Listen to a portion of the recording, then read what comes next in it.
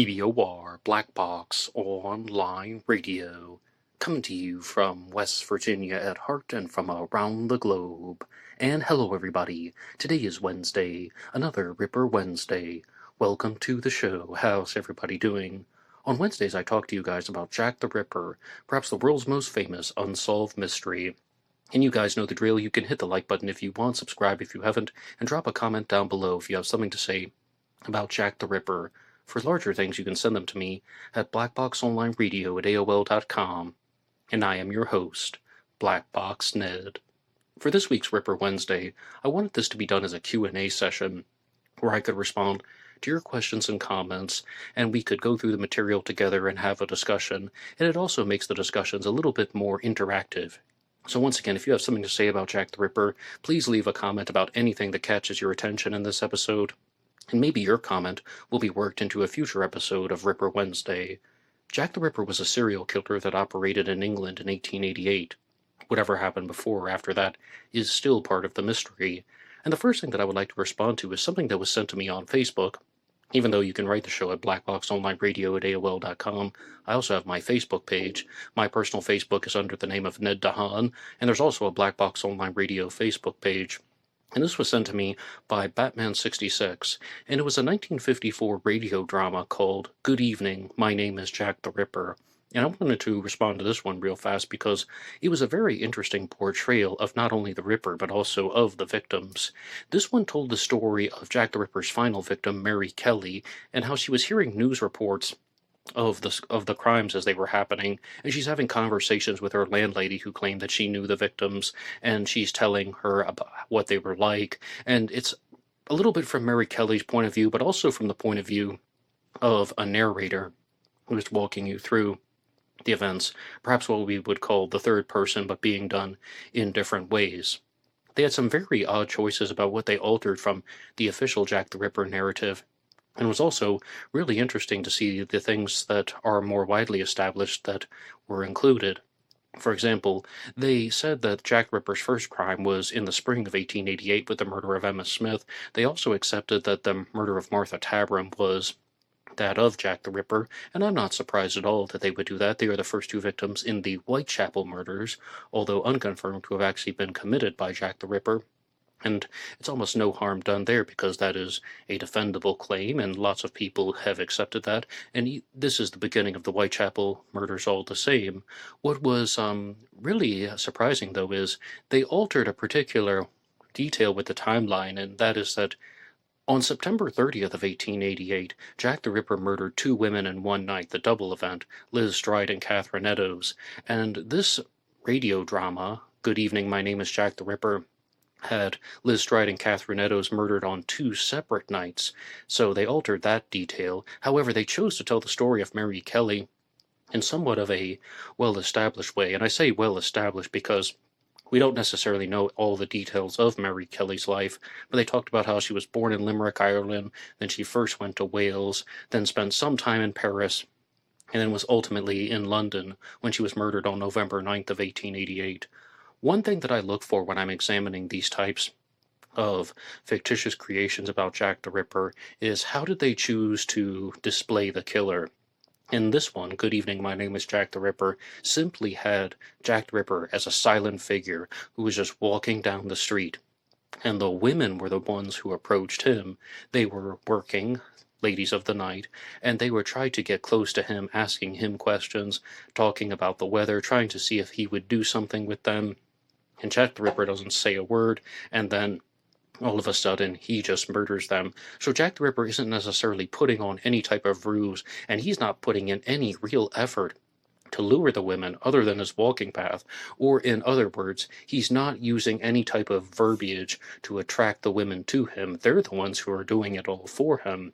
And that's something that really stood out to me because one of the books that I've started reading is I, Ripper by Stephen Hunter, and this tells the story of Jack the Ripper in a very different way. This is almost the exact opposite. Jack the Ripper is the one approaching the women. Jack the Ripper is the one encouraging the women to come with him and to walk with him and then having the conversation, what we would call a ruse killer, where he is putting the victim in a false sense of security because of the words that he is telling telling them, and he is trying to convince her that he is non-threatening, and then ultimately Jack the Ripper would actually have sex with the victims first in the novel Eye Ripper by Stephen Hunter, and then he would very swiftly and very stealthily murder the victims. Very, very different portrayals of Jack the Ripper, and there's so many fictitious sources that have been created about Jack the Ripper. But you guys who have followed Ripper Wednesday would know that whether it's the depiction of Jack the Ripper in Good Evening, My Name is Jack, or the Eye Ripper novel, I would disagree with both of these. And this is purely an amateurish take on the subject. It's not like I was there and I was actually a fly on the wall when these crimes took place. But I don't think either one of those events is what happened. I think that with at least the first 4 crimes, Jack the Ripper wasn't even trying to make contact with the women. I think the women walked into vulnerable places on their own, and then Jack the Ripper just seized the opportunity, maybe not even saying a word, and maybe she's not even saying a word to him. Now, one exception would definitely be the murder of Mary Kelly, because that took place inside her bedroom. And I would love to know what any of you guys think about this. And moving on to some of the questions and comments that you guys have left on previous episodes. This is one from last week's episode, and it is from Silverstuff182, and it says, I have always thought that the Dear Boss letter was extremely smooth. Too smooth for any immigrant Jew or any other ethnic person. The person who wrote this must have had a good elementary school education at best. And yes, the Dear Boss letter is Jack the Ripper's first letter. That's the one that gives us the namesake of Jack the Ripper. And that's what I was discussing last week when I was looking at a possible Jack the Ripper suspect named Harry Dam. And this is something that I was discussing in the episode, and I do completely agree with this. The only thing that I think might be an exception is maybe somebody was born in a foreign European country, and let's say if they came to England when they were 5 years old or something like that. Yes, they could have been someone who had written the Dear Boss letter, but when you look at a Jack the Ripper suspect like Aaron Kosminski, who came to England when he was 16, I absolutely do not think that he would have been the type to have written the Dear Boss letter. But I would also like to look at another comment that was written here by James Corlett, and he's going to talk about the Jack the Ripper letters because there are multiple ones, and he says, why did the police apparently believe that they could pick out the right letters, whilst not having a clue as to who the killer or killers were? And why didn't they push for a prosecution when rumors reached them that a journalist was likely the writer? Okay, so this is a question that I'm going to attempt to answer, and it's purely going to be my interpretation of the events. How did they know that the letters were authentic? Well, firstly, they don't. I mean, it's been debated to this day. People insist that the letters are authentic, and other people insist that the letters are pure hoaxes. So there's a lot of uncertainty. But I think a more honest answer is that they probably dismissed genuine letters more often than not, more often than the contrary of accepting hoax letters as actually being from the killer, because so many letters are coming in, and one of them actually could have been written by the real killer, and that one could have been discarded. It would be so much easier for that process to happen. But let's look at the letters. We have the Dear Boss letter, which is the first one. That gives us the namesake, Jack the Ripper. So that letter is the entire origin of the Jack the Ripper persona, so of course that one's given strong consideration. And also we have the Saucy Jackie postcard, which is mailed a very short time after the double event, and this is one where it is providing information that seems like it's consistent with the narrative established in the Dear Boss letter, so those look like they've come from the same person. And somebody else was also talking about how there were cuts made to Catherine Eddowes' ears, and maybe, just maybe, somebody tried to cut her ears off, but then they thought that that was too much time had passed. Or what I actually think happened with the murder of Catherine Eddowes is Jack the Ripper was stabbing into her body. He's just like literally cutting out her organs, her kidney and her uterus. And I actually think Jack the Ripper cut himself on the leg. Maybe he was trying to cut off her ears, the way that it was described in the Dear Boss letter, but the wound got too bad, so he had to make a break for it. And then Jack the Ripper went and found a hiding spot in one of the dark alleys, and he's putting pressure on the wound using the fragment of an apron that he stole from Catherine Eddowes. and he did this for about 25 minutes. Then he emerged and wrote the Goulston Street graffito on a building. Now that is something that is heavily, heavily debated, and I may have misunderstood some things. And I've also defended other claims in the past, so I can completely admit when I'm wrong. But all of this stuff seems to line up with how someone who wrote the letters also committed the murders, and those. But then we have the From Hell letter, which is accompanied by half a kidney, and Catherine Eddowes was missing half a kidney, so that, of course, is also going to receive strong consideration. And with all of the other letters, it appears that there is just insufficient evidence. Just these types of markers do not appear to be present. And that's just my take on the subject. I mean, countless people will tell you that the letters are all authentic, and other people will tell you that they are all hoaxes.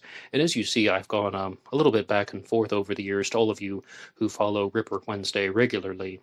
And I also wanted to use this as an opportunity to talk about an episode that I did recently called Jack the Ripper and the Thames Torso Killer, an introduction. Because in 1887, we see the dawn of the Thames Torso Killer, who was a serial killer that dismembered the body parts of the victims, and the Thames Torso Killer possibly went and operated all the way until 1902, but with some very large gaps in activity. Some people believe that they are the same killer, and other people believe that they are different killers. And this is one that I really wanted to discuss because it is just an endless debate that we're going to have. And there's a comment that comes to us from Ross Geraci of Planet X Filmworks who says, "Excellent episode. I tend to think it's two different killers, but maybe the Ripper." Absolutely. I think that's the most honest way to put it. That's the way that perhaps I encapsulated all of my thinking about the Thames Torso Killer in a single episode. As of now, I think all of the evidence is indicating that there were two different killers. But the fact that you have the dismembering serial killer and the disemboweling serial killer operating at the same time, I mean, that is just kind of a shocking coincidence. But it is possible, though. Like, it is possible that it was the Ripper, because what do people say? You can commit different crimes for different reasons, and there might be a different reason about why he's choosing to dismember the bodies, to cut off their limbs at some certain points and try and hide them. I mean, there just could be a motivation that we are not aware of. And when you look at the Thames Torso Killer beginning in 1887 and then going all the way to 1902, even though there is going to be a very large gap, more than a decade, so then that just kind of looks like this could be the same killer in terms of the timeline, but in terms of the activities, I think that they are very, very different killers. And we have another comment that came in on that episode from the Zodiac Z, who says, 23 years elapsed between Harvey Carrignan's first murder and his second, 1949 and 1973, because he was in prison and most of the intervening period. He was in prison during most of the intervening period. A serial killer could go 30 or 40 years restraining their bloodlust in theory. And this happens all the time. You know, like, why would there be a gap in the Thames Torso killings that is over a decade long, that is going from the 1880s all the way to 1902? Well, a big example. This could be everything.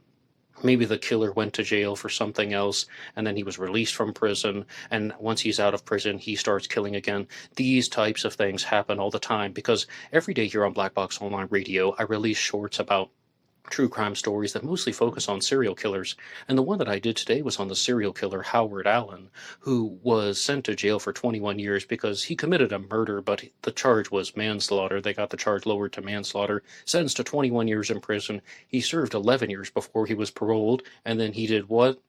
He went on to kill again as soon as he's out of prison. And that's only 11 years. Yes, 21 years, 30 years. Another example that's a little bit more relevant to the Jack the Ripper cases, the story of Jack Unterweger, the Austrian serial killer who was supposed to be the model example of how he had been rehabilitated. He was, and like I say, it's relevant to the Jack the Ripper case because his nickname was Jack the Writer, because it sounds like Jack the Ripper, because he was a very accomplished and well-spoken individual, and he was a prolific writer. When he was in prison, he would appear on Austrian TV shows talking about the prison rehabilitation system. He's let out of prison, he starts killing again. Serial killers can do this. That could be a very big reason why the Thames Torso killer was not caught, and also why there's that very large gap in the Thames Torso activities. And I would love to know what you guys think. Do you believe that there were two killers that were operating the Thames Torso killer and Jack the Ripper, or do you think that this was all one single killer? Please put your ideas in the comment section down below. And our next one comes to us from Dave Smith, and this was left on the book discussion that I did called Zodiac the Ripper by Paul Christian. And Dave Smith says, I disagree with the outdated canonical 5 theory. Jack the Ripper didn't fall from the sky on August 31st of 1888.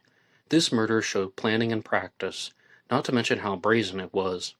No way Polly Nichols was the first. We need to stop believing these theories that modern criminal psychology suggests is not true. Although the Ripper letters sell papers, they don't help catch the killer, so they are irrelevant. The Zodiac letters are irrelevant as well. In fact, they are a waste of time. This killer may have been a pathetic, compulsive liar. He tried to make himself out to be larger than life, but in reality he was an insecure and insignificant scumbag. He was not a copycat killer. He wanted a name for his own, whether he emulated from Jack the Ripper or not. Russell Edwards, author of the book Naming Jack the Ripper, is a fraud and a con man, much like modern-day psychics and mediums. I don't care what he says or his disgusting table runner is about. It's all bullshit. Good video. Hey, Dave, thank you so much for that. Okay, so many points to respond to there, and you also heard some Zodiac things. Now, with the Jack the Ripper letters. Firstly, the original From Hell letter is no longer in existence. The original Dear Boss letter has been so poorly preserved that it does not have any forensic material that can be examined. Maybe those things are dead ends, and those will not provide clues to the killer's identity. With the Zodiac killer mystery, I would just hope that maybe some type of forensic material was left behind on the letters, that there could be partial fingerprints that could be mashed and put together once you look at the continuum of Zodiac letters, or maybe they will be able to extract DNA from smaller and smaller samples as time goes by, and then that could lead us to the killer. But as far as the content of the letters, no, the Zodiac really is not doing something that's giving away his identity or his legal name or anything about who he truly was in the letters, but this is a Jack the Ripper Q&A session, so I want to focus on some of these things here. A lot of you guys have brought this to my attention, that the first Jack the Ripper murder is officially beginning on August 31st of 1888 with the murder of Polly Nichols. Well, did this person just start murdering on August 31st of 1888? A lot of people would be completely on board with somebody like Dave Smith, and they would say that, no, absolutely not. He started very gradually, and he escalated into more and more malicious violence. One person who would adopt this theory is Tom Westcott, who is the author of Ripper Confidential, and he talked about how he believed that Jack the Ripper was a member of a London street gang, and he participated in other attacks on women, such as the murder of Emily Horsnell, as well as possibly the attacks on Annie Millwood and Ada Wilson, maybe even Emma Smith.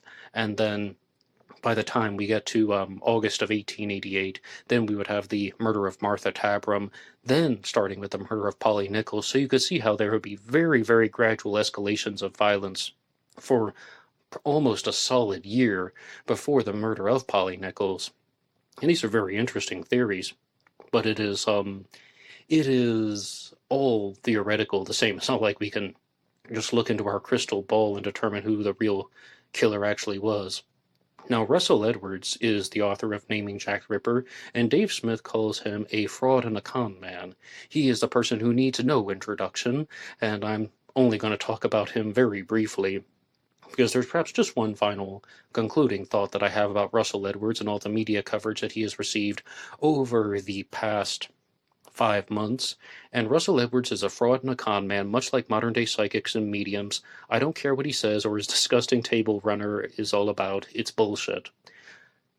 When I was reading through his book, Naming Jack the Ripper, and he was telling the story about how he wanted to purchase the shawl that was allegedly owned by Catherine Eddowes at an auction, and then the price is going up to £150,000, when it might not even be a shawl, it might be a table runner. It also might not actually be Catherine Eddowes' shawl.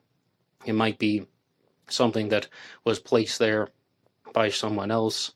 And yes, I'm just throwing out possibilities. But the fact that he's buying this thing for £150,000 plus, even more than that, and he doesn't actually know if it has Jack the Ripper's DNA on it yet, this is something that bothered me. You know how Spider-Man talks about getting his spidey sense going and such? Something about that extremely bothered me, that he would put that amount of money into something that could have been an absolute dead end. What if he had just bought a blood-stained piece of fabric that had nothing on it? I mean, but this is all done before the DNA tests. And when I say that this bothered me, this is almost as somebody has a project in the works. And I think that that's what Dave Smith is talking about. Somebody is already planning the book deal. They're already planning the media tour, and just that's kind of where I have to leave it as well. So I think a lot of people, actually most people are extremely questionable or extremely questioning the evidence that has been put forward. And I've talked about this so much, so I think we're going to have to move on. And I would like to move on to a comment that came in on an older episode. And this is actually from something that I did in 2023, and it's called Jack the Ripper Suspect Joseph Barnett. And Joseph Barnett was the friend of Mary Kelly, who was the final victim. He's also reported to have been her ex-boyfriend. And this is from Star1957, who says, "The organs were not removed by Jack the Ripper, but probably by a mortuary assistant for money. The only organ removed by Jack the Ripper was Mary Kelly's heart." Now, as I've already said, there was half a kidney that was included with the From Hell letter. Now, was that actually from the Ripper? We don't necessarily know, and it's impossible to determine that right now, because the kidney is no longer in existence. However, it was reported that Catherine Eddowes was missing not only her kidney, but also her uterus. And also with Annie Chapman, her uterus was missing as well, and then of course with Mary Kelly, that her heart was stolen. So it appeared that if one person did indeed commit these 5 murders, which, as of now, I believe that there was a single killer who committed those 5 murders. Maybe others, maybe not, but I think that one person committed those 5 murders, whom we would call Jack the Ripper or the Whitechapel Murderer. I think that this is a statement that is really quite difficult to challenge, because, or it's not difficult to challenge, it's difficult to accept. The organs were not removed by Jack the Ripper, but probably by mortuary assistants. Well, you'd have to expect that there are going to be reports that they were missing from the crime scene. And, well, what are these mortuary assistants doing? Are they tampering with the crime scenes? Like, why would they have not been, why would they have been reported missing? I just think that that's somewhat of a far-out statement, and I would say that there's insufficient evidence to support that they were taken by anybody other than the murderer. And it looks like Starr has actually written out several different comments for that episode, even though it's about 2 years old, on suspect Joseph Barnett. Starr says, "Joseph Barnett had a key to Mary Kelly's room, the lost key, and he let himself in and out while she was asleep. When he entered, he knew her movements and did not leave on good terms the day before. She had told him that she had met someone. The biggest clue was her neatly folded clothes on the chair, and other clothes had been burnt, and he also knew how to enter the room by a broken window, and said nothing the morning of her discovery. He also conforms to the modern FBI profile and witness accounts. He was just an ordinary man, maybe not some monster as the media made out." Well, I don't like to call serial killers monsters, or any murderer a monster, because these are mentally deranged individuals. But the person who committed the murder of Mary Kelly was absolutely deranged, absolutely mentally ill, and there was something seriously wrong with them. Now, are you implicating that this is how Joseph Barnett committed the murder of Mary Kelly? If he is your suspect, then he had a key to her room, and he entered the room, committed the murder, and then just walked out the door. Now, for a while I thought that Joseph Barnett was a high-ranking suspect, but you cannot discount the possibility that Mary Kelly was just simply walking with somebody else, and she led him back to her room because that was her profession. And even Hallie Rubenhold, who wrote the book The Five, who talks about how most of the Ripper's victims might not actually have been ladies of the night, even admits that Mary Kelly was working as a full-time prostitute. So there could be so many other explanations as to how somebody could have come in without any major signs of a struggle. And when I was on the Jack the Ripper Tour YouTube channel, on it I mean like listening to it, just like in the audience like anybody else, they were talking about Why was there such a strong fire in the room? And one thing they think is that the Ripper simply just had some human awareness, and he probably spent about 2 hours in Mary Kelly's room, and Jack the Ripper is probably the one who put more wood on the fire. He probably removed a lot of his clothes, including like his overcoat and everything, maybe even some type of overshirt, committed the murder of Mary Kelly, redressed himself, and walked out. So this whole thing about Joseph Barnett, even if he did have a key, that doesn't mean that he was the murderer of Mary Kelly. However, he does indeed match the psychological profile. Age 30, ex-boyfriend, fishmonger, extremely skilled with a knife, as well as even having the speech impediment, which John Douglas told us to look for. Joseph Barnett had not exactly a speech impediment, but he experienced echolalia. Starr also continues in a different comment by saying, Joseph Barnett was of Irish descent, as was Mary Kelly. He had lost his job on the last day of MK told Barnett she had met someone else and did not leave him on good terms, as he has said that he also had a key to the door to let himself in and lock when he left, and they used the broken window to let themselves in. Well, it appears that this comment has been just kind of rephrased twice. And this is something where I think, though, that, yes, of course, you want to blame the ex-boyfriend. I was even thinking that. I was even thinking that for a long time, that that might be the answer to everything, that Joseph Barnett should be the top suspect for the murder of Mary Kelly. But I also would like you to think about all the reasons why I would discount him now, because other than the murder of Mary Kelly, I don't see an ounce of connection to the other crimes, and there's almost no motive for him to commit the crimes, unless you're using that twisted and almost messed up explanation of how he's trying to murder prostitutes to scare her out of the profession. Well, who does that? All right, well, Joseph, instead of murdering 4 women that you didn't need to murder, why don't you just earn more money and buy Mary Kelly a house or something like that? And then there are so many other things that you could have done other than murdering people to scare somebody out of their profession. So I just don't really find that to be a very coherent explanation, but I do appreciate the comments all the same.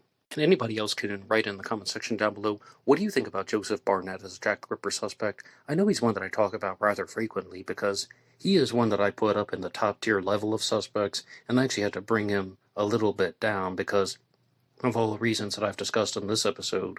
But also, would you like to challenge me on everything? And I think you guys can tell that the biggest thing that I'm questioning now is the authenticity of the letters. When I appeared as a guest on the channel Mysteries with Mr. Belgique, I was asked the direct question, how many letters do you think Jack the Ripper wrote? And I said 0, and I was very strong and very strongly committed to that 0. Now I'm much more open to the possibility.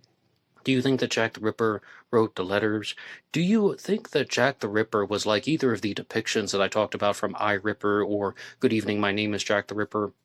Let's just rephrase the question to you guys. How do you think Jack the Ripper behaved around the women? Do you think that he was just walking down the street and the women approached him? Do you think he approached the women and tried to ask them to walk with him? Or do you think that it's something like I said with the first 4 crimes, that he perhaps was just jumping out of the shadows and attacking them when they were in a vulnerable place? Or not jumping out literally, but sneaking up behind them, committing the murders without any previous dialogue? What would you say about that? I would love to know your responses. Thank you so much for listening to this week's Ripper Wednesday. You can download the show anywhere you get your podcast, including Apple Podcasts, Spotify, and iHeartRadio. Anybody can write the show at blackboxonlineradio at AOL.com. You can also get me on Facebook. My personal Facebook name is Ned DeHaan. There's a Black Box Online Radio Facebook page, and also BlackBoxNed88 on Instagram and TikTok. That's mostly just for uploading shorts and reels, but I will see you guys over there. Until next time.